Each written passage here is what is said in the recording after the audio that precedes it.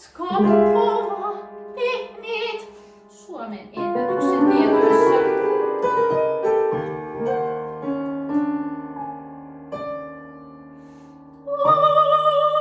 Toiseksi en ole koskaan nähnyt, että tontin omistajat saavat rakentaa pihansa tai puutarhansa yleiselle tielle, ettei mahdu ajamaan normaalisti.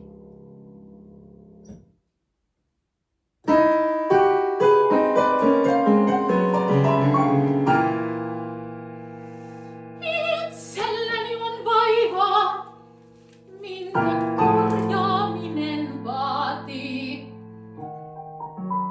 Lyhytaikaisen nukutuksen.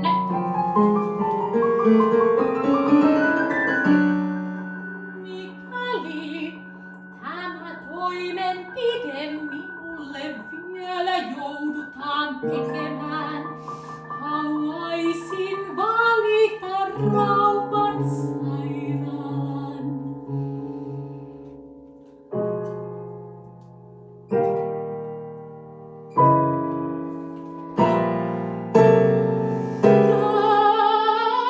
Tämän estää kuitenkin paljon kuistettu sananvapaus, joka pakottaa minut.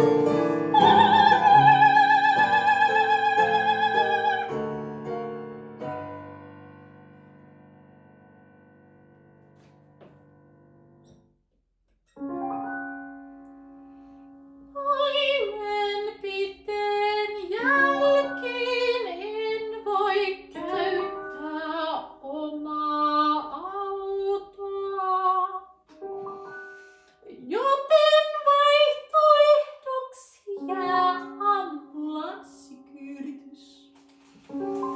Pieneläkeläisenä minulta ei kuitenkaan ole varaa mihinkään ylimääräiseen, joten kuka maksaa esimerkiksi ambulanssikyyditykset?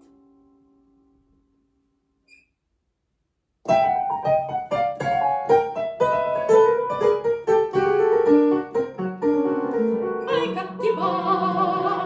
Kaupunki repii auki tatoja joka puolelta yhtä.